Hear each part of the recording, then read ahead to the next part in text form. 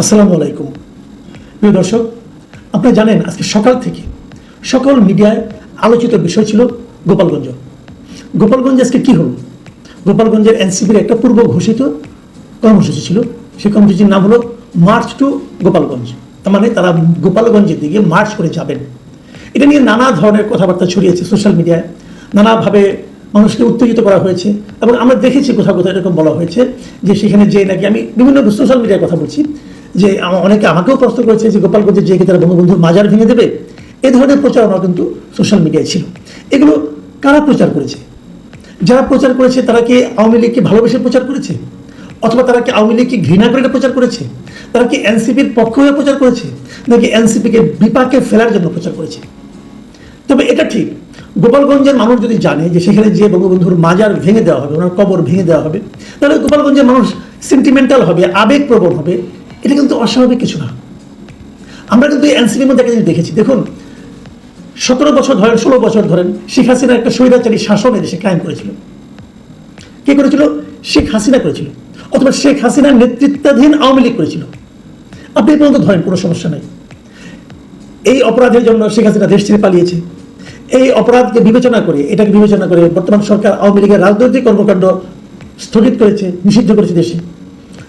তো এটা যেটা তো হয়েছে, সরকার ঘোষণা করেছে, যদি এটা আইনগতভাবে হয়েছে কিনা, মানে আদালতের মাধ্যমে হয়নি, সরকার নির্বাহী আদেশে কাজটা করেছেন।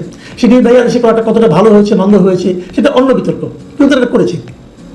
কিন্তু এর মধ্যে বঙ্গবন্ধু শেখ মুজিবুর রহমান কোথায়, অথবা বঙ্গবন্ধু শেখ মুজিবুর রহমানের মাজার কোথায়? বাট সেগুলো কিন্তু হয়েছে, আমরা দেখেছি। বঙ্গবন্ধু বিভিন্ন মুরাল ভাঙা হচ্ছে সারা দেশ থেকে বঙ্গবন্ধু শেখ মুজিবের নামটাকে, ওনার বিভিন্ন চিহ্নকে নিশ্চিহ্ন করার একটা প্রবণতা কিন্তু আমরা এই সরকারের মধ্যেও দেখেছি এবং এনসিপির নেতাদের মধ্যেও দেখেছি। যে এনসিপির নেতারা আগে গলার রগ ফুলিয়ে আমার বঙ্গবন্ধু নামে বিতর্ক প্রতিযোগিতায় অংশ নিতেন, কথা বলতেন, পুরস্কার পাওয়ার চেষ্টা করতেন, তারা এখন বঙ্গবন্ধুকে পারলে যাচ্ছে তাই হিসাবে তারা প্রমাণ করার চেষ্টা করে। এইরকম একটা পরিস্থিতি আগেই ক্রিয়েট করে যখন এনসিপির লোকজন গোপালগঞ্জে যায় মিটিং করতে, তো সেখানে গণ্ডগোল হবে এটাই কিন্তু মানুষের সাধারণ একটা ধারণা। কারণ তারা যাওয়ার আগের থেকে আমাকে বিভিন্ন জন সকাল থেকে ফোন করছিলেন যে ওখানে কী হচ্ছে, গোপালগঞ্জে কী হচ্ছে। শেষ পর্যন্ত কী হয়েছে? শেষ পর্যন্ত গোপালগঞ্জে এনসিপি সেই সমাবেশকে কেন্দ্র করে সংঘর্ষ হয়েছে, হামলা হয়েছে, 3 জন লোক মারা গেছে। এই 3 জনের যতটুকু পরিচয় পাওয়া গেছে, একজনের নাম হলো দীপ্ত সাহা, তার বয়স 25, আরেকজনের নাম হলো রমজান কাজী, তার বয়স 18, আরেকজনের নাম হলো সোহেল মোল্লা, তার বয়স 41। এবং এদের আত্মীয়জন যা কিছু বলেছে, তারা কেউ হয়তো রাস্তা দিয়ে যাচ্ছিল, পুলিশের গুলি, একসময় গুলিবিদ্ধ হয়ে মারা গেছে। এছাড়া আরও প্রায় 9-10 জন গুলিবিদ্ধ অবস্থায় এখন হাসপাতালে চিকিৎসাধীন আছে। তবে এরা কেউ এনসিপির কেউ বলে জানা যায়নি, মানে পুলিশের গুলিতে তারা আহত হয়েছে। এখন এই ঘটনাটাকে আপনারা কীভাবে বিশ্লেষণ করবেন, এইগুলো নিয়ে কিন্তু আলোচনা হতে পারে। তার আগে আমি বলি, এই ঘটনার প্রেক্ষিতে এরই মধ্যে সরকার কিংবা প্রধান বিরোধী দল বিএনপি কিংবা জামাতে ইসলাম তাদের প্রতিক্রিয়াটা একটু ছোট করে দেখে নিতে চাই। আর তারও আগে বলতে চাই যে এই ঘটনা যখন ঘটে, মানে তারা প্রথমে গোপালগঞ্জের পৌর পার্কে এনসিপির একটা সমাবেশ হয়। সেই সমাবেশের লোক সংখ্যা খুব বেশি ছিল বলে আমার কাছে মনে হয়নি। আমি যতগুলি ভিডিও দেখেছি খুব বেশি লোক ছিল না। তারপরে মিটিংটা শেষ হওয়ার পরে বিপুল সংখ্যক লোক, কয়েকশো লোক লাঠিসোঁটা নিয়ে এনসিপি নেতাকর্মীদেরকে ঘিরে ধরে। এ সময় পুলিশ এবং সেনাবাহিনীর লোকজন দিয়ে সাউন্ড গ্রেনেড, ফাঁকা গুলি এগুলি ছুড়ে তাদেরকে উদ্ধার করে এবং তারা সেনাবাহিনীর সাজোয়া গাড়িতে করে এনসিপির নেতারা গোপালগঞ্জ ত্যাগ করেন। এর ঘটনা, এর মধ্যে পুলিশের সঙ্গে ভূমিকা, পুলিশের সঙ্গে গোলাগুলি, পুলিশ অথবা সেনাবাহিনী, তাহলে এই লোকগুলি গুলিবিদ্ধ মরলো কেন? আরও যে 9-10 জন গুলিবিদ্ধ হলো, তারাও তো পুলিশ অথবা সেনাবাহিনীর গুলিতে গুলিবিদ্ধ হয়েছে। গোলাগুলি হয়েছে অনেক কিছু। যদিও এনসিপির মুখ্য সমন্বয়ক নাসিরউদ্দিন পাটোয়ারি সাংবাদিকদের কাছে অভিযোগ জানিয়েছে এ সময় পুলিশ ও সেনাবাহিনী নাকি নিষ্ক্রিয় ভূমিকা পালন করেছে। পুলিশ এবং সেনাবাহিনী যদি নিষ্ক্রিয় ভূমিকা পালন করে, তাহলে লোকগুলি মরলো কেন, অথবা লোকগুলি আহত হলো কেন? বুঝতে পারলাম না। কিছু যে একটা ঘটবে সেটা কিন্তু আমরা সকালের দিকে টের পেয়েছিলাম। কারণ সদর উপজেলার কাংসুরে এই ধরনের একটা ঘটনা, ওখানে পুলিশের একটা গাড়িতে ভাঙচুর করা হয়েছে, আগুন দেওয়া হয়েছে। তারপর উপজেলার নির্বাহী কর্মকর্তার গাড়িতেও ভাঙচুরের ঘটনা, হামলার ঘটনা ঘটেছে কিন্তু সকালেই। তারপরে এই মিটিংটা আমি বুঝলাম না প্রশাসন কেন করতে দিল, দরকার তো কোনো ছিল না। মিটিংটা তো তেমন কিছু হয়নি, এটা তো অন্যভাবে হতে পারতো। কিন্তু মারামারি ঘটাতে হবে, ভাঙচুর করতে হবে, লোকজন মরতে হবে। প্রশাসন যখন কোনো মিটিংয়ে 144 জারি করে, নানা রকম পরিস্থিতি বিবেচনা করে, প্রশাসন কি জানতো না এখানে এরকম একটা ঘটনা ঘটতে পারে? প্রশাসনের ভূমিকার কিন্তু সমালোচনা করা প্রয়োজন বলে মনে করি। আসলে আমরা দেখি মির্জা ফখরুল ইসলাম আলমগীর কি বলেছেন। মির্জা ফখরুল ইসলাম আলমগীর এনসিপির কর্মসূচিকে হামলাটাকে ন্যাক্কারজনক বলেছেন এবং হামলাকারীদের দ্রুত গ্রেপ্তারের জন্য আহ্বান জানিয়েছেন। তিনি বলেছেন, আমি যদি ওনার কথাটা পড়ে শোনাই তাহলে উনি কি বলেছেন? উনি বলেছেন, ছাত্র জনতার আন্দোলনে আওয়ামী স্বৈরাচারী শাসক গোষ্ঠীর পতনের পর দুষ্কৃতিকারীরা আবারও দেশের অস্থিতিশীল পরিস্থিতি সৃষ্টি সহ নৈরাজ্যের মাধ্যমে ফয়দা হাসিলের অপতৎপরতায় লিপ্ত হয়েছে।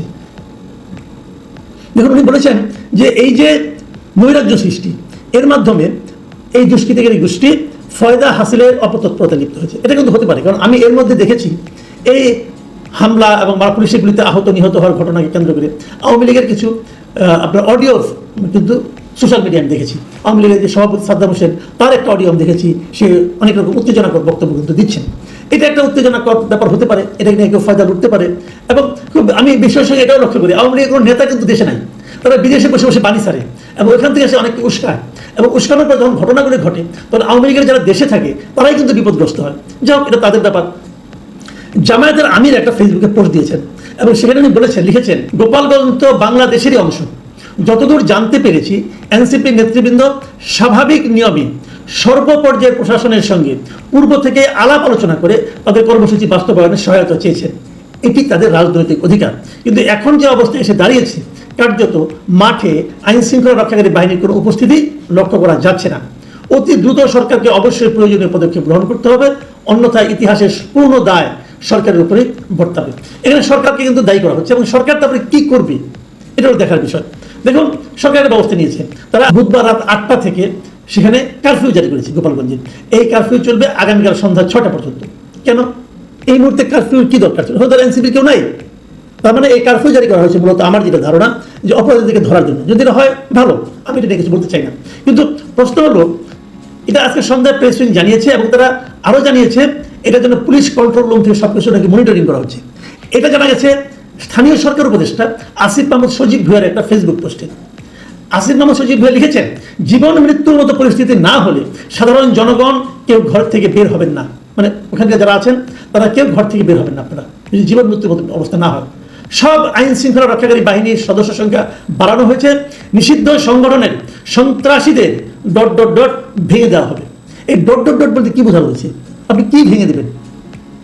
আস্তানা ভেঙে দেবেন সেটা হলে ভালো, নাকি অন্য কিছু ভেঙে দেবেন যাই না, নাকি কারো ঘর ভেঙে দেবেন তাও বলতে পারবো না।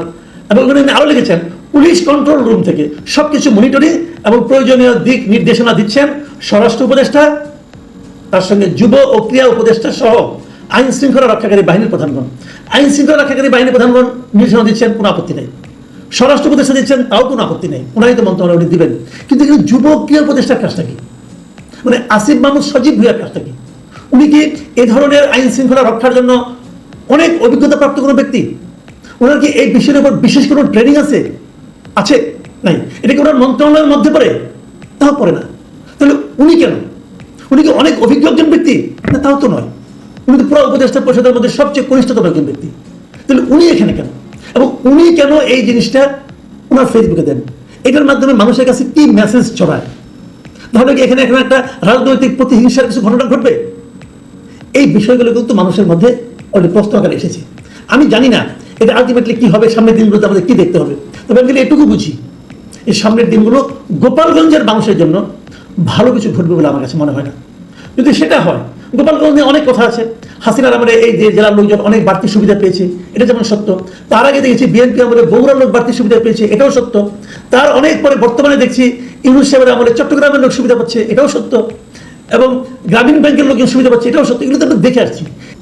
এখন একদল যখন নেমে যায়, আরেকদল তাদের ওই জেলাগুলিকে তখন নানা রকমভাবে নির্যাতনের মুখে পড়তে হয়। কেন পড়তে হয় জানি না। এখন গোপালগঞ্জের জন্য সেই সময়টা চলে এসেছে কিনা আমি সেটাও বলতে পারবো না। আমি খালি একটা কথা বলবো, আজকে ছিল 16 জুলাই।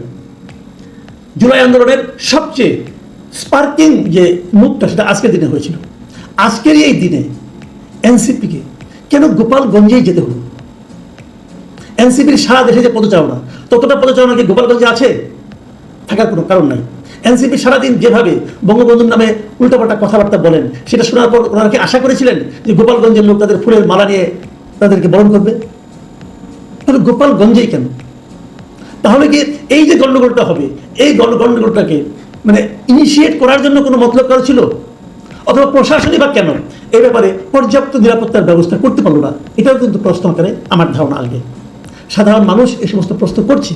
আপনি হয়তো বলবেন সাধারণ মানুষের প্রশ্নের উত্তর দেওয়া দরকার কি? দেবো না, আপনি দেবেন না। কিন্তু মানুষের মনে প্রশ্নগুলি কিন্তু বিদ্যুৎ বেগে ছড়িয়ে যাবে। এবং সারা দেশের মানুষের মধ্যে যদি এই ধরনের প্রশ্ন থাকে, সেটা সরকারের জন্য অথবা রাজনৈতিক দলগুলির জন্য, যারা এই মুহূর্তে খুবই ক্ষমতাধর রাজনৈতিক দল, তাদের জন্য কিন্তু সুখকর কোনো ফল নিয়ে আসবে না। প্রিয় দর্শক, এখন এই পর্যন্তই। আল্লাহ হাফেজ।